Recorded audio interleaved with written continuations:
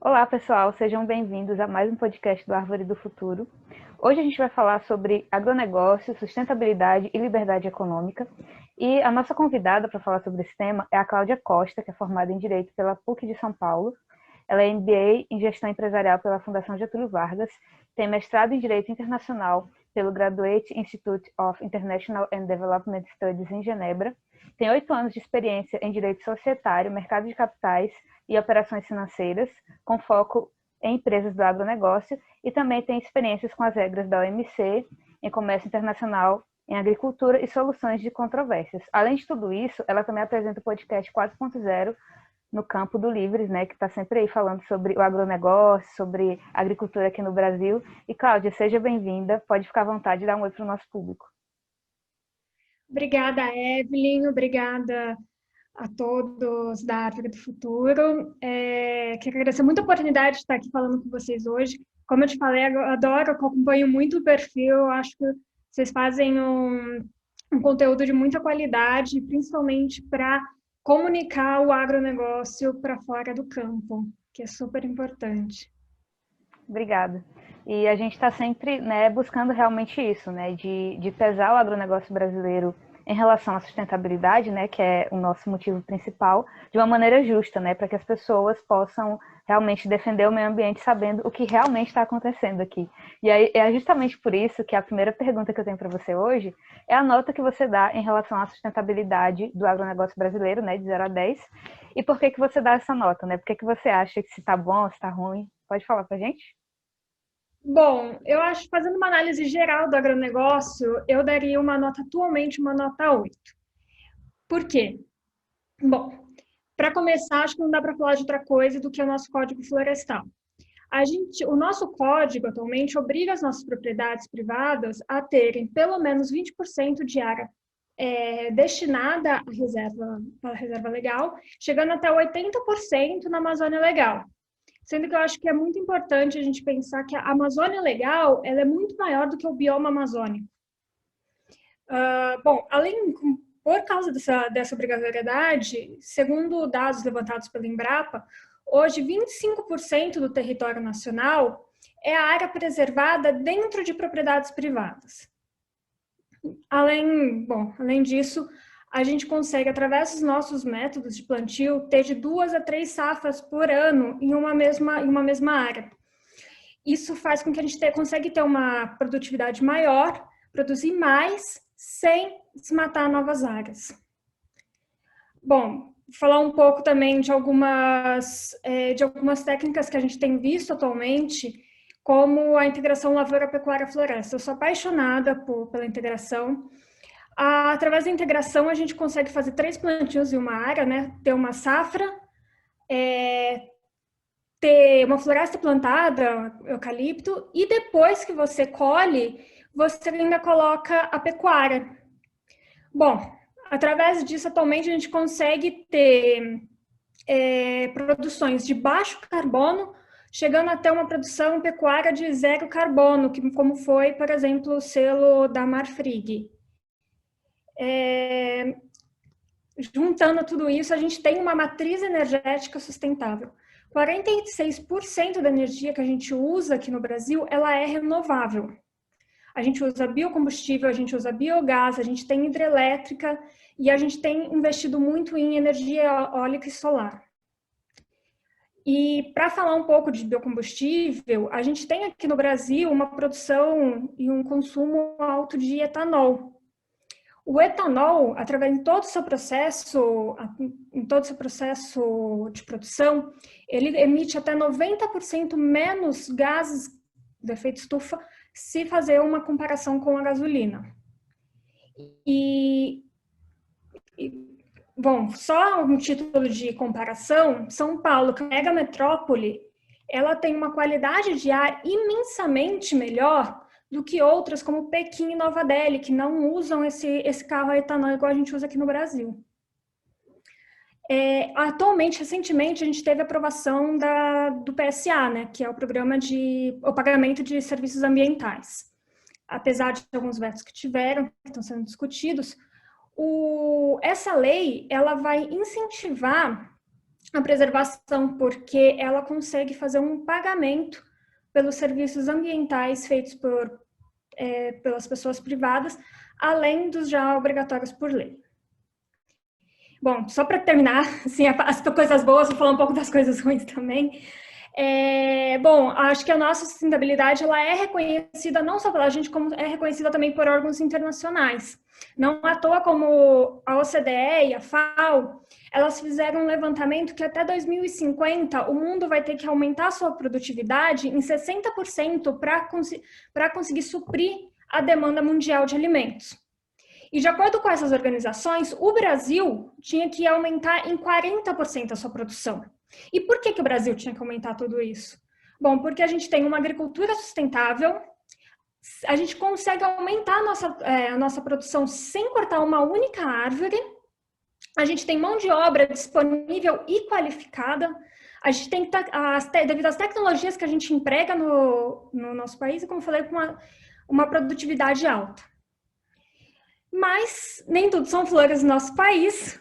A gente realmente tem algumas mazelas, a gente tem alguns problemas ainda com a implementação e fiscalização das leis dos artigos do Código Florestal.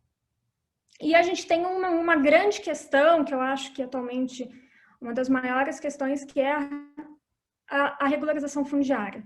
A gente tem, nosso país ele é muito complexo socialmente, e a gente realmente tem esse problema na região que precisa ser sanado. Isso é verdade. E é um problema que não começou hoje, né? É um problema muito antigo e que, em alguns lugares do Brasil, ainda causa conflitos, né? Aqui perto de onde eu moro, a gente tem fazendeiros que ainda têm conflitos com indígenas por causa disso, porque é aquela coisa de quem é a terra, né? Porque os índios dizem que as terras são deles, e os fazendeiros dizem que são deles porque eles já estão ali trabalhando há não sei quantos anos. Então, realmente a gente tem muitos problemas, mas tem também essas qualidades que você citou, né? Uma coisa interessante que você falou sobre a questão da gente ser reconhecido por órgão internacional me levou a lembrar de outro assunto, que, por um lado, a gente é reconhecido por esses órgãos, né, por essas vantagens que a gente tem na nossa produção, mas, por outro lado, na política, a gente também sofre muitos ataques, digamos assim, acho que não é a palavra certa, mas acho que é a palavra que resume melhor, mais rapidamente, né?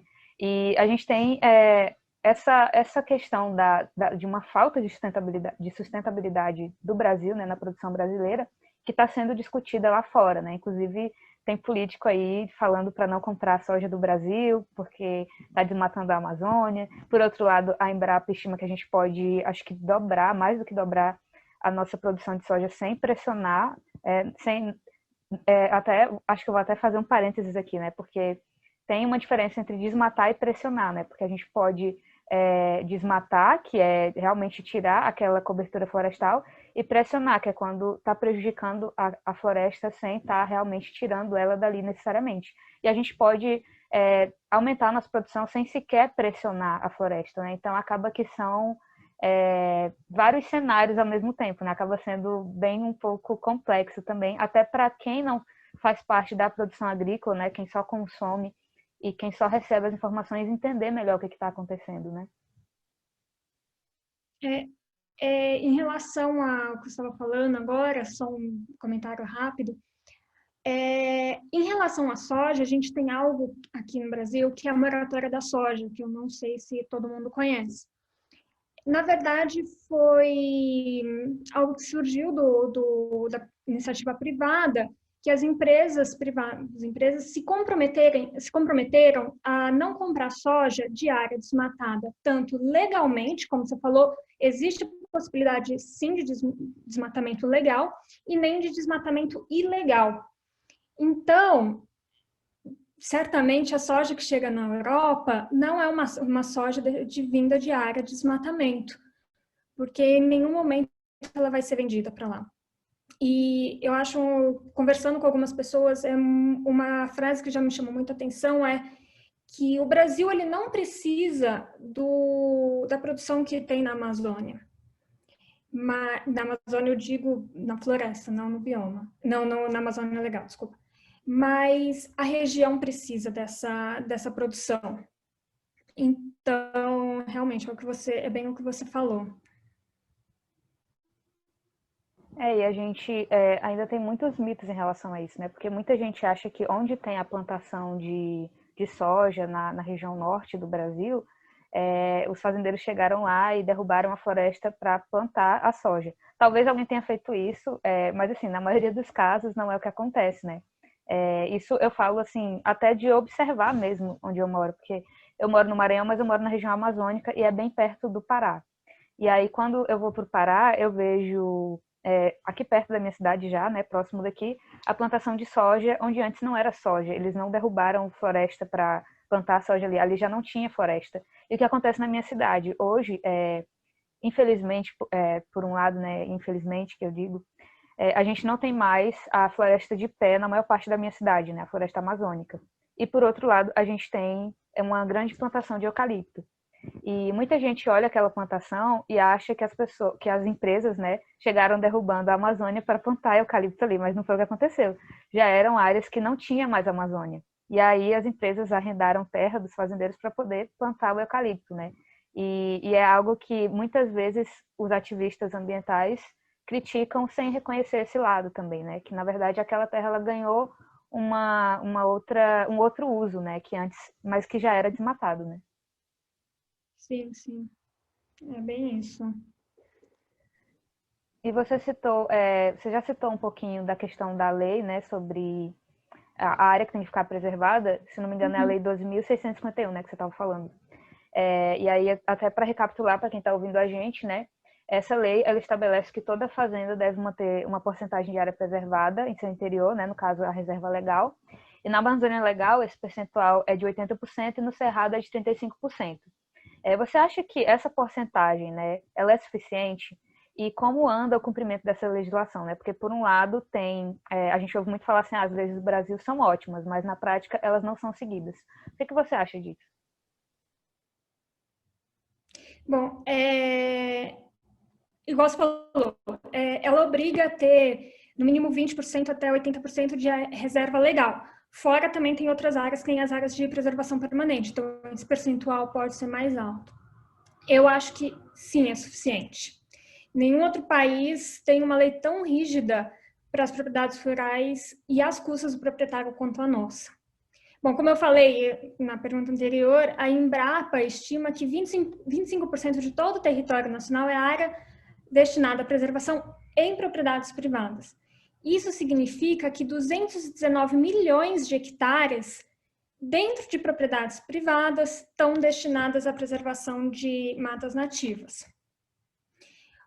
Agora a gente para pensar assim, eu não sou economista, não mexo com número, mas se você for para parar para pensar em números, os proprietários rurais hoje em dia têm um patrimônio imobilizado para preservação de 2,38 trilhões de reais.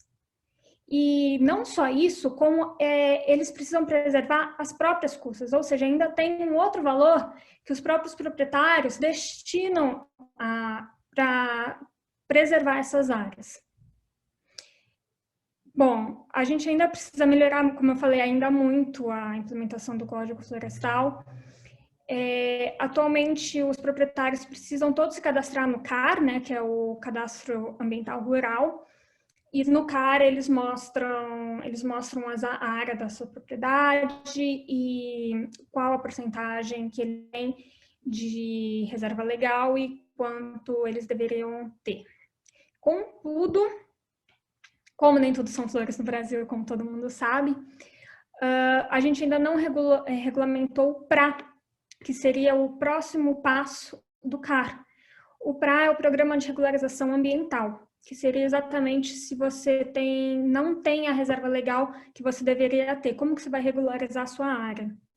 Então, o PRA, na verdade, ele é um programa que o proprietário rural ele assina ele se propõe a fazer um conjunto de ações para que em tanto tempo ele consiga restabelecer aquela área que ele deveria ter.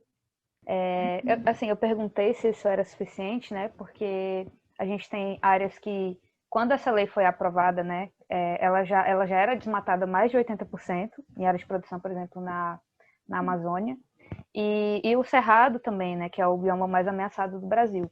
Quando eu estudei isso pela primeira vez, porque eu já fiz técnico em meio ambiente, foi integrado com o ensino médio, quando eu vi esse assunto pela primeira vez, eu achei que não era suficiente, principalmente em relação ao cerrado, né, que o cerrado, assim, está bem mais ameaçado do que a Amazônia. E às vezes eu fico pensando, né, a nossa produção agrícola, ela consegue produzir cada vez mais em espaços cada vez no mesmo espaço de terra, na verdade, né?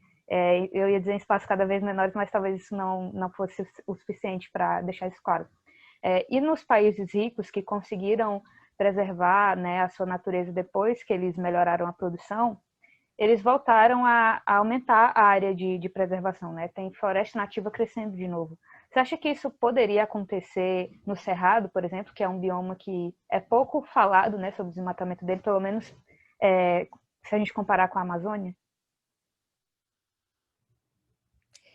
Olha, igual a gente falou um pouco eu comentei um pouco do PSA. Eu acho que através do PSA, através de programas como, por exemplo, Floresta Mais, entre outros, eu acho que vai ter um estímulo cada vez maior para a preservação, porque, como eu falei, a gente tem um patrimônio mobilizado muito grande destinado à preservação ambiental.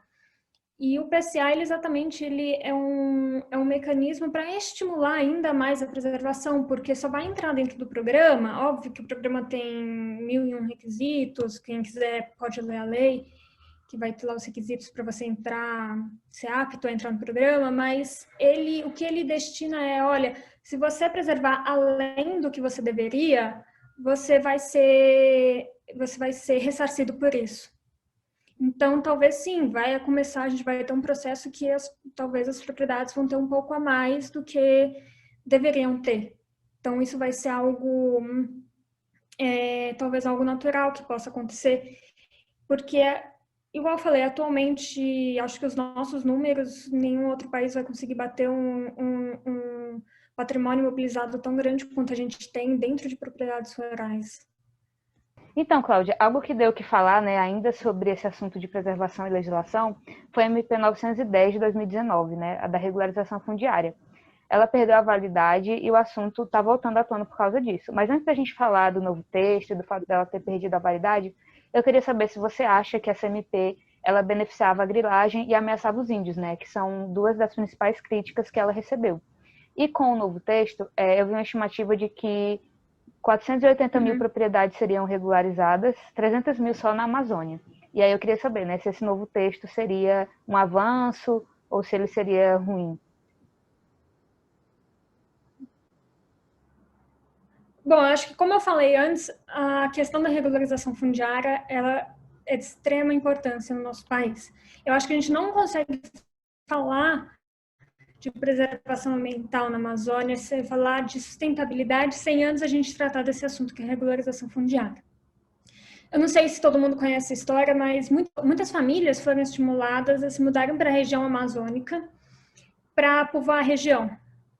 E essas famílias, elas foram com a promessa de terem a propriedade da terra, né? Então, elas foram lá, elas cultivaram, e isso ocorreu na década de 70, ou seja, já fazem 50 anos que isso aconteceu.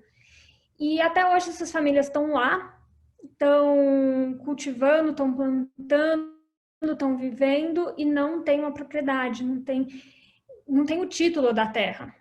Bom, o que isso acontece? Essas pessoas se tornam invisíveis para o mundo. Então, elas não conseguem, elas têm uma propriedade, elas não conseguem um financiamento porque elas não têm nada de garantia, elas não conseguem ter uma melhora tecnológica na hora de fazer o plantio. Elas não precisam respeitar o Código Florestal, então para que você vai preservar os 80% se você não tem o título da terra? E o que mais? Outra coisa que também acontece muito na região, como eu falei, elas não podem... como elas não conseguem, às vezes, captar recursos para ter uma melhora tecnológica no plantio, às vezes elas fazem a colheita de formas, hoje em dia, arcaicas, que é muita diferença que algumas pessoas eu escuto falando de incêndio e de queimada e incêndio. Existe um método de colheita que, na verdade, você coloca fogo para depois você colher. E isso pode sair do controle e virar um incêndio na floresta. E aí, como que a gente vai tratar? Bom, atualmente são 500 mil famílias que foram levadas naquela época que estão morando nessa situação. E essas famílias, elas usam a terra para sustentar. É o único modo de sustento delas, né? E a maior parte dessas áreas são pequenas propriedades rurais. Bom, eu acredito muito que as leis precisam se adequar à situação social atual. Então, eu acho que a gente realmente precisa dessa lei. E, para mim, a discussão que ela recebe crítica, na verdade, é uma discussão de números. E eu acho, então, que vamos discutir números. Quando que vai ser o prazo para dar, para a partir de então? Qual o tamanho do módulo fiscal que vai ser o máximo para ser regularizado? Vamos tratar de números, mas vamos tratar do assunto. Bom, em relação à grilagem é uma prática ilegal. E, para mim, prática ilegal é um caso de polícia. Eu não acho que vai incentivar a grilagem. Se ocorrer a grilagem, ela tem que ser, a terra tem que ser reprimida, a tal prática. Então, tem que chamar, tem que ser denunciado. Vamos chamar a polícia. Olha, o que aconteceu foi isso. E essa pessoa vai ser punida, de acordo com a lei. Uhum. E isso não vai acontecer depois de um momento, assim, pode acontecer no Brasil, né? Mas eu acredito muito que é uma lei necessária e que pode acontecer tudo no mundo, mas a gente precisa no Brasil, desculpa, mas a gente realmente precisa conversar sobre isso, sentar, fixar data, fixar tamanho e discorrer sobre o caso, sobre a questão e solucionar a questão. Cláudia, só um momento antes de eu fazer meu comentário. Você se importa se eu desligar minha câmera um pouquinho? Porque tá travando e... Não. Ah, obrigada. Peraí, deixa eu ver como é que eu faço. Pronto, desliguei. Que eu acho que vai pegar meu áudio melhor por enquanto. Uma coisa que você falou muito interessante, né? É sobre as famílias que foram... Obrigada. É sobre as famílias, né, que foram para cá, para a região amazônica, né, que vieram, na verdade, e que ainda não têm a propriedade, né, da sua própria terra. E uma coisa que me chama a atenção é que muitas pessoas que teoricamente defendem, teoricamente não, vamos ser justos, né, eles realmente defendem sim o direito das pessoas mais pobres, o direito das pessoas que não têm terra, mas quando chega numa MP dessas, né, eles não avaliam que essa seria uma vantagem dessa MP, né? Então acaba que eu acho assim que muitas vezes até falta da pessoa entender o que está acontecendo, né? Falta de informação. É algo que você falou, outra coisa que você falou sobre a questão da propriedade que eu achei muito interessante e que inclusive o Árvore do Futuro concorda, que a gente já até publicou sobre isso, é que se a pessoa ela não tem o título, né, da propriedade, ela também não vai sofrer a consequência se ela desmatar, né? Então, na verdade, essa propriedade reconhecida, ela iria favorecer a preservação daquela área. Claro, se houver fiscalização e tudo mais, né? A gente sabe que nem sempre há. Mas, pelo menos, em teoria, né, isso realmente seria bom por esse lado, né? Então, é preciso mesmo avaliar a legislação, a política que for, sob um ponto de vista mais racional, né? Mais analítico, digamos assim, né? Que é o que está em falta muitas vezes, né? E ainda nesse assunto, não vou me estender tanto, assim, outro modo da gente preservar a natureza e ter essa questão da propriedade envolvida, né? Seria os créditos de carbono, os títulos verdes, né? E aí eu gostaria, assim, que você falasse para a gente, para os nossos ouvintes, o que são esses títulos verdes, né? E como eles podem impulsionar tanto a produção como a sustentabilidade, né, no agronegócio brasileiro, que é algo que a gente precisa mais do que nunca, né? Sim. Bom, o título verde, ou como eles são conhecidos no mercado, são os green bonds, né? São títulos de valores imobiliários que são emitidos pelas empresas para financiar investimentos considerados sustentáveis. Então, ou seja, é uma forma de captar recurso no mercado financeiro para iniciativas sustentáveis e direcionar esses recursos para a mitigação, por exemplo, de mudanças climáticas. Bom, através desse sistema, as empresas do agronegócio elas conseguem financiar os seus projetos com esse intuito. Então, sim, existe um incentivo para você ter esse tipo de projeto, porque a empresa ela vai ter o melhor dos dois mundos. Ela vai estar fazendo um projeto sustentável e, ao mesmo tempo, ela vai ter lucro com esse projeto. E só vale lembrar, eu acho que as empresas elas precisam realmente comprovar a destinação, o uso do recurso que elas conseguirem em mercado. Eu acho que através dos Green Bonds a gente vai ter mais projetos, com certeza, visando a sustentabilidade aqui no país. Legal, né? É bom a gente saber dessa novidade, que também é algo que é pouco falado por ambientalistas ambientais, ó, por ativistas ambientais, né? Essas novidades do mercado que podem ajudar na preservação. E é por isso que a gente acaba batendo muito nessa tecla. E, assim, quando a gente fala de crédito de carbono, né, as pessoas costumam pensar sempre na preservação das florestas, o que, na minha opinião, é o melhor, né, que é deixar a floresta em pé, mas também ele pode ser cultivado nas fazendas, né, que foi algo que eu achei muito interessante que está acontecendo nos Estados Unidos. A gente até publicou sobre o fazendeiro Kelly Garrett, que ele ficou conhecido por deixar os campos cobertos pela plantação no inverno e vender a extração de carbono que a plantação dele faz, como se fossem os alimentos que ele cultiva fora dessa parte, né, que ele está cultivando crédito de carbono. E aí eu queria saber, né, se você acha que o carbono ele pode ser uma safra da agricultura brasileira um dia, como ele já é uma safra da agricultura americana. Eu acho que o carbono vai virar uma commodity e a gente vai começar a negociar como a gente negocia grãos. E eu acho que a gente pode surfar essa onda muito bem. A gente tem aqui um programa no Brasil, eu não sei se todo mundo conhece, que é o RenovaBio, que ele permite a emissão de créditos de carbono, que eles são chamados de CBIOs.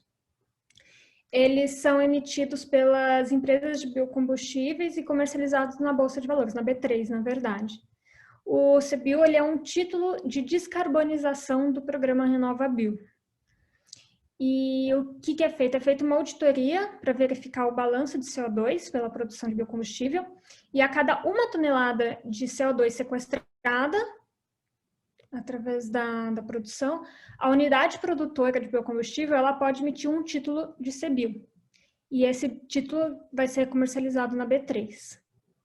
E quem compra são empresas que precisam compensar suas emissões de gases de efeito estufa, cumprir tanto a legislação ambiental como os compromissos por menores emissões. Acho que só um dado interessante que o ano de 2020, no passado, ele consolidou muito o programa e 98% das distribuidoras de combustíveis cumpriu seus compromissos ambientais através desse programa. Nossa, que legal, né?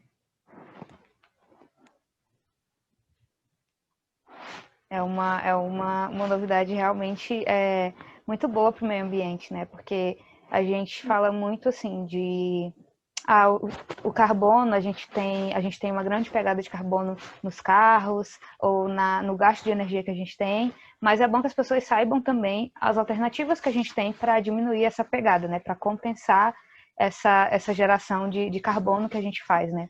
E nesse sentido, né? Eu queria saber, você já citou um exemplo de como esse crédito pode ser feito aqui no Brasil, mas por outro lado, assim, o crédito de carbono em si, ele não é regulamentado, né? E eu queria saber se isso gera alguma insegurança para quem quer investir nesse mercado, se uma futura regulamentação pode acabar até mesmo prejudicando, né, se ela for ruim. Quais são os elementos, né, que você tá vendo sobre isso aqui no Brasil hoje? Não, a comercialização desse crédito em bolsa de valores, como é o caso do CBIO, ele é um mercado extremamente regulado. Então, ele realmente precisa de uma legislação para acontecer. Só um pequeno comentário antes de eu voltar nesse assunto. Eu acho muito interessante, por exemplo, o etanol, toda a produção de etanol. A gente tem o etanol, a gente utiliza aqui nos carros o flex, o motor a etanol, ele inclusive é uma tecnologia brasileira. E as pessoas, acho que muitas vezes elas não pensam em abastecer seus carros com essa pegada de sustentabilidade, com essa pegada de não, porque se eu colocar um etanol eu estou emitindo menos CO2. E eu acho que a gente tinha que mudar essa chavinha na cabeça das pessoas, porque muitas falam, eu vou comer sei lá, comprar um tomate orgânico porque na cabeça dela é mais sustentável. Mas você não para e pensa, não, eu vou colocar o etanol no meu carro porque eu estou emitindo 90% menos CO2 na atmosfera do que se eu colocar gasolina. Então, eu acho que as pessoas deveriam começar a pensar em abastecer seus carros, em usar carros a etanol, exatamente pensando na questão de sustentabilidade. Voltando um pouco à questão de projetos de baixa emissão de carbono, o governo ele lançou o que a gente chama de Plano ABC, que na verdade é um financiamento do governo para projetos de baixa emissão de carbono. Eu acho que, bom, tem toda essa pegada de sequestro de carbono, de baixa emissão de carbono, mas eu acredito que a gente tem que começar a pensar, sim, em vender esse crédito de carbono para outros mercados, como Estados Unidos e União Europeia. Então, acho que a gente tem que começar a discutir isso, discutir meios, se for preciso fazer alguma legislação, algum acordo internacional, o que for preciso, mas a gente conseguiria realmente ter muito crédito de carbono para começar a negociar. Uhum. Eu vou voltar um pouco num assunto que você falou lá no comecinho, é que você deu a nota 8, né, para a sustentabilidade do agronegócio brasileiro, mas como a gente já comentou, né, esse agronegócio ele está sendo criticado internacionalmente e também nas nossas escolas, né, e aí eu queria saber, assim, no que você acha que a gente está errando, que a gente não está conseguindo mostrar a sustentabilidade que o agronegócio brasileiro tem, tanto na mídia internacional, como para os políticos lá de fora, e até mesmo também para as nossas crianças, né? Porque e não só nas crianças também, né? Na faculdade a gente escuta muito. Se eu abrir a internet agora, eu vou ver pessoas falando que agro é tóxico, agro mata, né? Que é tipo uma resposta ao agro é pop, para quem discorda do agronegócio.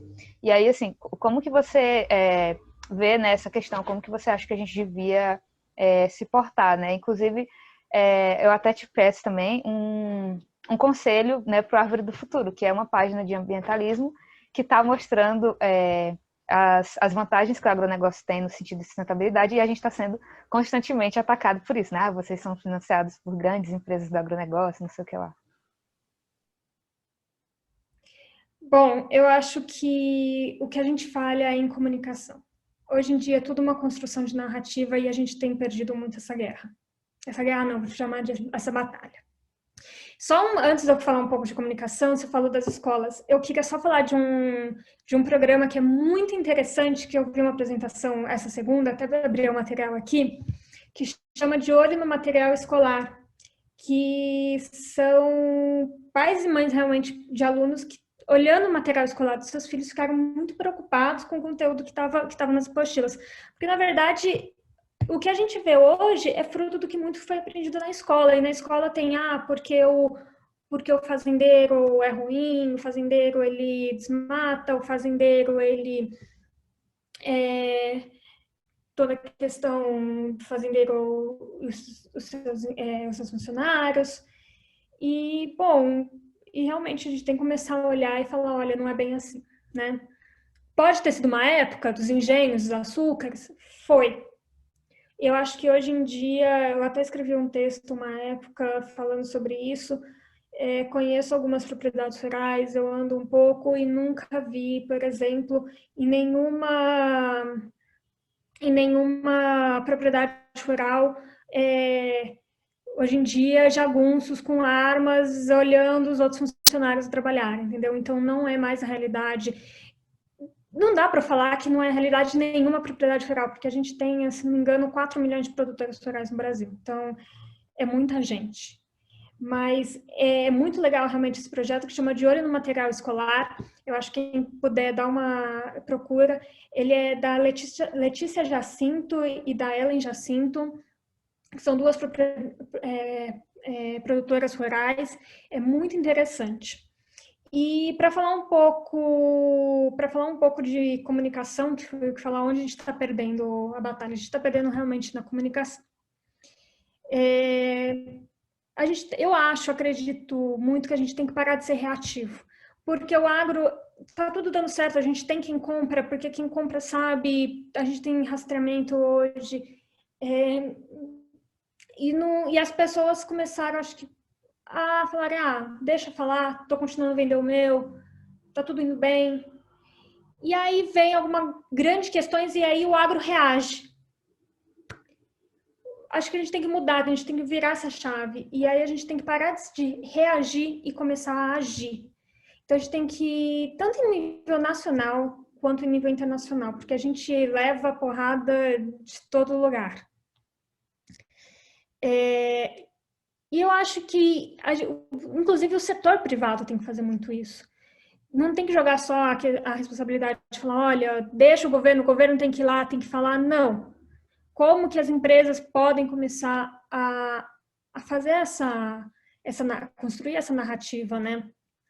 Eu acho que, por exemplo, lá fora as empresas deveriam pensar mais em abrir escritórios internacionais, exatamente para mostrar o que acontece aqui no Brasil, para mostrar a nossa produção. Que seria, não, vou montar um escritório, vou colocar uma pessoa daquela empresa e conversar tanto com quem está comprando, conversar com órgãos públicos e ficar mostrando realmente o que acontece. A gente tem dado para mostrar, a gente não precisa contar uma historinha. E a gente já fez isso, tá? Não vai ser uma novidade. Eu gosto muito de eu pegar algo que aconteceu, que antigamente, Evelyn, quando você pensava em café, vamos dizer, quando você era bem mais jovem, de qualidade, você pensava em qual? Principalmente lá fora, naquele café colombiano, né? Falava, puta, café colombiano é bom. E hoje em dia essa narrativa mudou. Hoje em dia lá fora fala, o café brasileiro é ótimo, vamos comprar café brasileiro. Por que mudou? Porque a gente sempre teve um café de alta qualidade. Foi marketing, foi narrativa. Então na verdade, foi até um trabalho excelente, e uma das pessoas envolvidas era o Marcelo Vieira, de trazer as pessoas para cá, de levar o nosso café para lá, para mostrar a qualidade.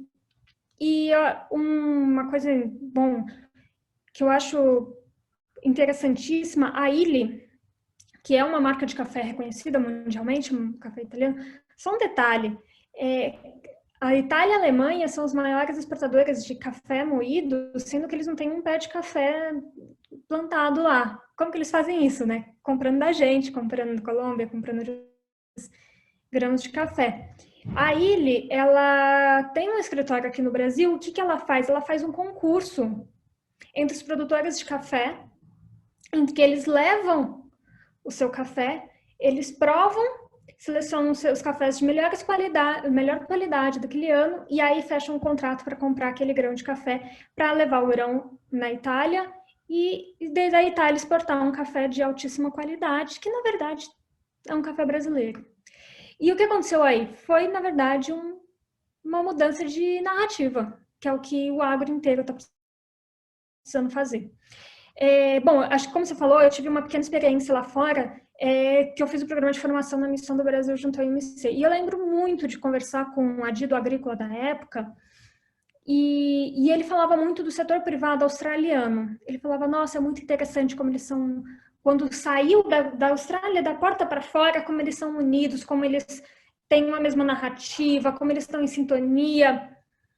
Por que a gente não faz isso? É a questão que eu queria deixar. Eu acho que a gente realmente tem que começar a se alinhar, tem que começar a conversar sobre esses assuntos. E como eu falei, eu acho que a gente tem que parar de reagir e começar a agir, começar a comunicar o que acontece aqui. Então, o que eu estava pensando, né, quando eu fui preparar as perguntas para falar com você, é que eu não poderia gravar esse podcast sem falar com você sobre a legislação para aprovação de defensivos agrícolas, tanto para a agricultura convencional como para a agricultura orgânica.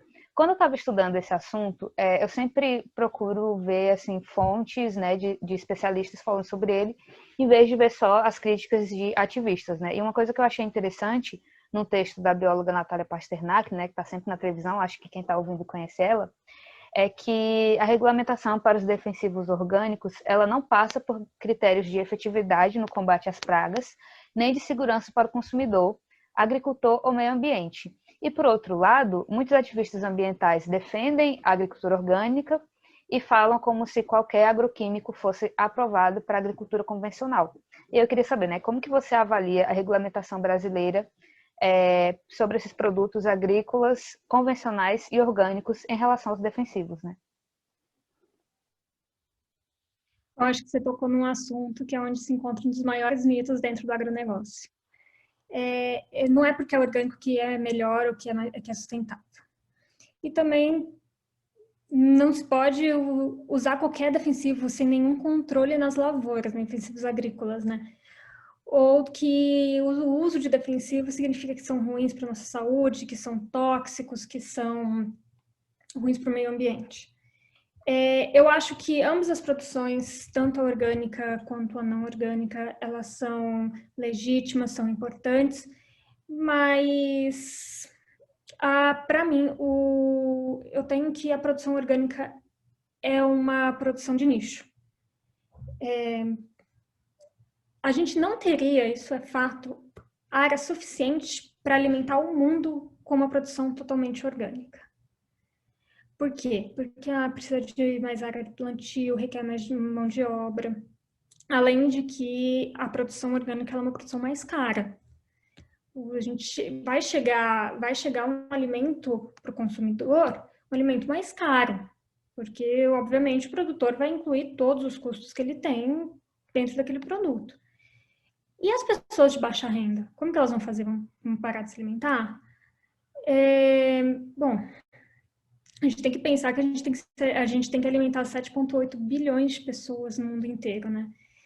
E tem que ser capaz de alimentar essas pessoas. As pessoas não podem passar fome.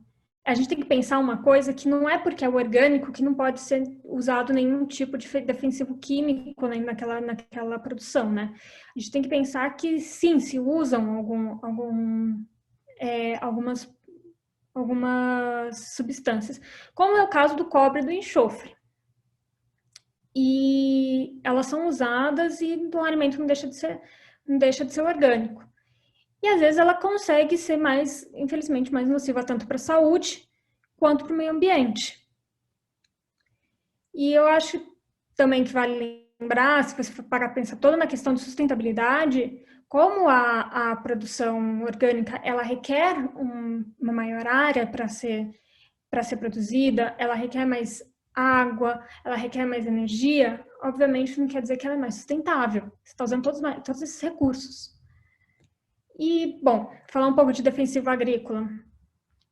A gente tem uma lei bem rigorosa para aprovação de defensivo agrícola aqui no Brasil. Cada molécula de defensivo ela tem que ser desenvolvida, ela tem que ser aprovada para cada tipo de cultura aqui no Brasil. Então, olha, a molécula X ela é aprovada para o cultivo Y. E, teoricamente, você não pode usar para um cultivo diferente. E eu acho muito importante lembrar que o uso do defensivo agrícola, ele tem que ser indicado por um engenheiro agrônomo, que vai indicar qual a molécula, qual a quantidade, aonde vai ser aplicado. E o uso indevido do defensivo agrícola, ele é passivo de punição. Eu acho uma coisa muito importante, como eu falei, que as moléculas precisam ser aprovadas para cada cultivo, eu acho muito importante, porque como eu falei, é tudo uma questão de narrativa. Porque a gente escuta reportagens falando, porque não sei quantos % dos produtos brasileiros têm substâncias proibidas. Essas substâncias provavelmente são proibidas para aquele tipo de cultivo, não é que elas são proibidas de um modo geral. Porque, por exemplo, o mesmo defensivo aprovado para ser utilizado no tomate, às vezes não é aprovado para utilizar no morango. E aí isso se encontrar no morango, vai ser o uso de uma molécula não aprovada. Mas não quer dizer que vai fazer mal, entendeu? Não deveria acontecer isso, não deveria, mas infelizmente ocorre.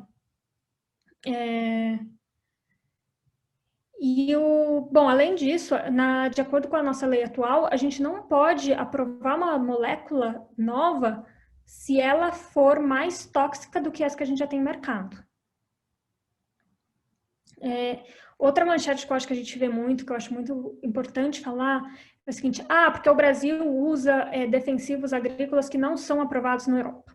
Bom, a gente tem um solo diferente, a gente tem um clima diferente, a gente tem pestes diferentes. Então, a molécula que a gente precisa utilizar para combater uma peste que a gente tem no Brasil não é a mesma que a Europa precisa usar para combater o que eles têm lá.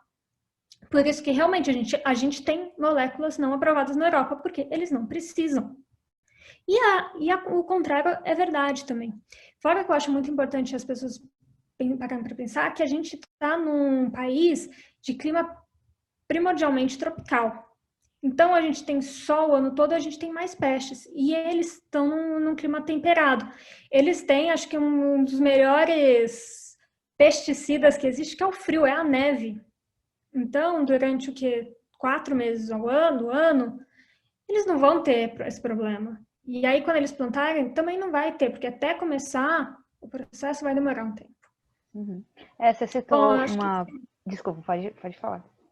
só para finalizar a questão, falam, o Brasil usa muito. Se você parar para ver o ranking da FAO de uso de defensivos agrícolas, o Brasil está no nível médio de uso de defensivo agrícola. E aí eles contam a proporcionalidade do uso defensivo. Então, a gente usa por hectare menos defensivo agrícola de países como a Holanda, que eu falei que está no clima temperado, do que a Bélgica, do que a Irlanda, do que a Suíça. Então, realmente, o uso por hectare aqui no Brasil não é desproporcional, igual todo mundo fala. E você falou algumas coisas que eu queria comentar, né? Que a primeira delas é que o fato de ser uma agricultura orgânica não significa que eles não usam defensivos, né? Que muita gente acha que eles não usam. E a gente até já publicou aqui no Árvore, né? Que o sulfato de cobre, se não me engano, deixa eu só conferir aqui, isso mesmo, sulfato de cobre, né? Que ele é muito usado na cauda bordaleza, que o pessoal usa na agricultura orgânica. Ele é pior que o glifosato, que é tido como um grande vilão ambiental em vários quesitos, né? Como, por exemplo, toxicidade geral, toxicidade para agricultores, para pássaros, para mamíferos, para micro-organismos do solo, para organismos aquáticos, insetos, vertebrados, solo, quer dizer, ele persiste mais no solo também. Ele é bioacumulativo, cancerígeno e usado por agricultores orgânicos, né? Mesmo assim. Então, assim, são várias questões, né? Outra coisa também que você falou sobre pesticidas que a gente usa aqui que não são usados na Europa, por exemplo. A atrazina é um exemplo disso, né? Que é muito usada nas lavouras de milho, por exemplo. E uma coisa que me deixa um pouco preocupada é que as pessoas falam como se quem está produzindo o agroquímico ou quem está utilizando ele na sua terra são pessoas que não se importam com a saúde humana, com a qualidade alimentar, o que é um grande mito, né? Inclusive, a gente recebeu aqui na Árvore do Futuro, no nosso último episódio, cientistas brasileiros que estão melhorando a atrazina, deixando ela mais segura, tanto para o meio ambiente como para as pessoas, e mais eficiente, que é o que possibilita que no futuro ela seja usada em quantidades ainda menores do que ela é usada hoje, né? Então são pessoas que estão sim preocupadas com a segurança alimentar, com a saúde e com o meio ambiente, né? E é algo que muitas vezes a gente deixa passar no meio das polêmicas.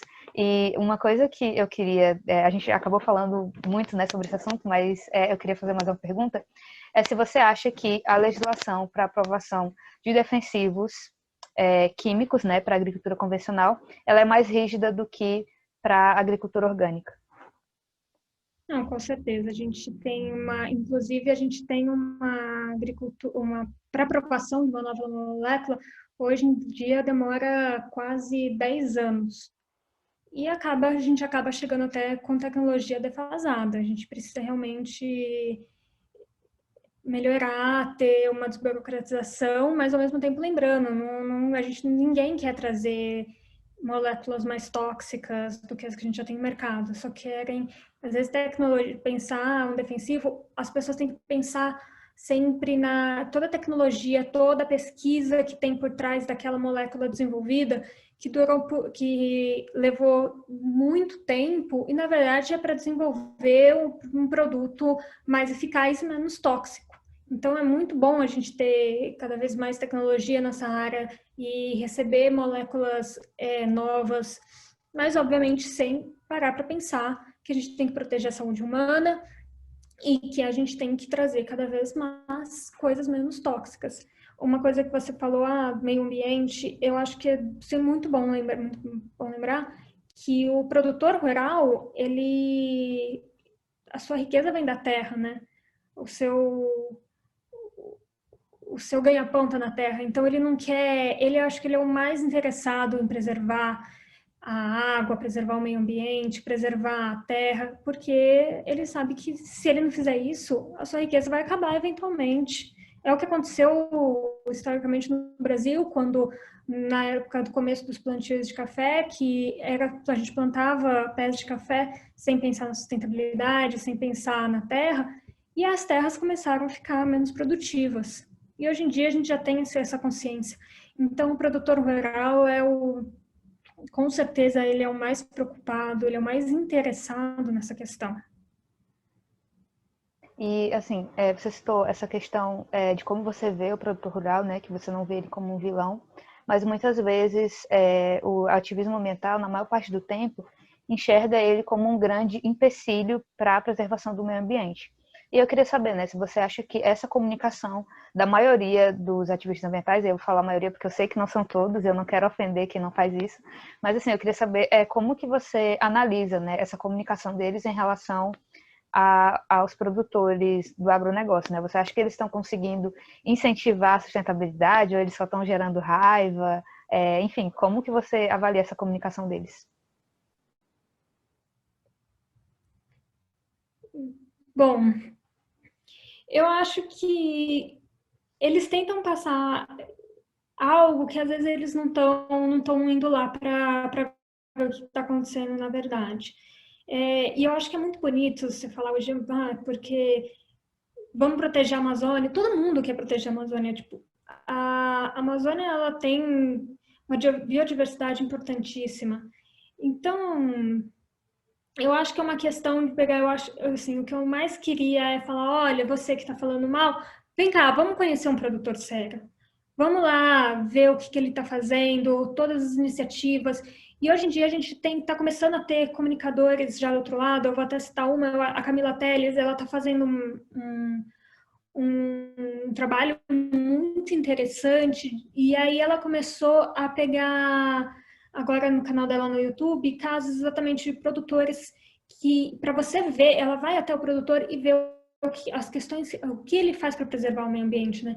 Então, ela pegou no primeiro episódio a questão da onça pintada, todo o monitoramento das onças pintadas, toda a preservação para manter a espécie. E eu acho que é isso. O ambientalista que você falou que fala mal do agro, às vezes não conhece de fato o que está acontecendo. Existe um ou dois proprietários, vamos dizer, pessoas que são as maçãs podres deles façam, acaba sobressaindo sobre tudo que os outros produtores fazem de bom. Então a gente tem que começar a ver que não é a maioria, não é a regra. A regra são pessoas realmente tão preocupadas. E é um convite, um convite que eu deixo aqui para esses ambientalistas, olha, vem conversar comigo, com certeza conversar com a Evelyn, que ela também vai se dispor a fazer isso, e vem conhecer uma propriedade rural séria, notamment nessa questão de sustentabilidade, em questões de bem-estar animal, e as pessoas vão ver que não é o que se escuta que acontece na verdade. Uhum. E uma questão que me pega muito, né, o que eu penso é que, assim, se você demoniza o outro, como que o outro vai te ouvir? Porque, por mais que a gente saiba que tem, sim, produtores rurais que eles são preocupados com o meio ambiente, tem aqueles que também não percebem, né, a necessidade de cuidar do meio ambiente, mas que se o pessoal já chegar demonizando ele, falando que ele é um vilão, que ele é um problema para o país e para a natureza, por que que ele vai parar para ouvir essa pessoa? Ele vai só pensar, esse cara tá doido e vai continuar a vida dele. E uma coisa que eu achei muito interessante estudando o movimento ambientalista no Brasil é que a gente já teve pessoas que lutaram pelo meio ambiente com uma comunicação muito boa. Eu vi sobre um cara, ele é do Rio Grande do Sul, alguma coisa Roisler, o nome dele. E ele, nos anos 60, ele distribuía panfletos incentivando a preservação ambiental para o Brasil todo. E ele usava vários motivos para as pessoas preservarem o meio ambiente. Ele falava da pátria, então quem era patriota acabava se preocupando com o meio ambiente, que é tipo, cuide do meio ambiente, você está ajudando o país. Ele falava de Deus, então assim, Deus fez a natureza, você tem que cuidar da natureza. Mas ele não falava, você é um vilão, você é um malvado. Então ele era ouvido, sabe? Porque ele usava tanto instrumentos, argumentos, na verdade, né, científicos, religiosos, patriotas, de educação, porque ele era muito bem recebido nas escolas. E ele conseguiu fazer um movimento muito interessante antes da ditadura militar, que acabou se perdendo, né? Então, quando eu penso em falar sobre meio ambiente, eu sempre tento lembrar disso, né? Será que a minha mensagem, ela está sendo recebida? Porque pode ser a melhor mensagem do mundo, os melhores motivos do mundo, mas se eu estou demonizando o outro, ele não vai me escutar, né? Então, outra coisa também que me chama a atenção no meio disso tudo é que muitos ambientalistas que são mais radicais, né, esses que a gente comentou, que eles acabam demonizando as pessoas, eles chegam no Árvore do Futuro mesmo e falam que eles fazem várias acusações, né, que a gente é comprado, que a gente não se preocupa com o meio ambiente, que a gente está a serviço das grandes empresas, mas assim, eu no lugar deles eu pensaria o seguinte, se eu sou mais evoluído do que esse pessoal que está publicando nessa página, pelo menos eles estão se preocupando, porque é melhor a gente ter uma pessoa que não é tão evoluída nessa causa, mas que ela está tendo uma comunicação eficiente, está fazendo os outros se preocuparem com o meio ambiente, do que simplesmente avaliar se ela está fazendo igual que eu estou fazendo, né? Então eu acho que eles acabam perdendo essa oportunidade, não que eu acho que a gente está errado, né? Mas tentando ver sob o ponto de vista deles, né? Se a gente está errado, por que eles não pensam isso também? Que a gente está tendo esse papel, né? E, assim, acho que eu acabei falando demais sobre isso, eu vou mudar um pouco de assunto. Assim, o que você acha que a gente pode fazer para tornar a nossa produção mais sustentável, né, do que ela é hoje?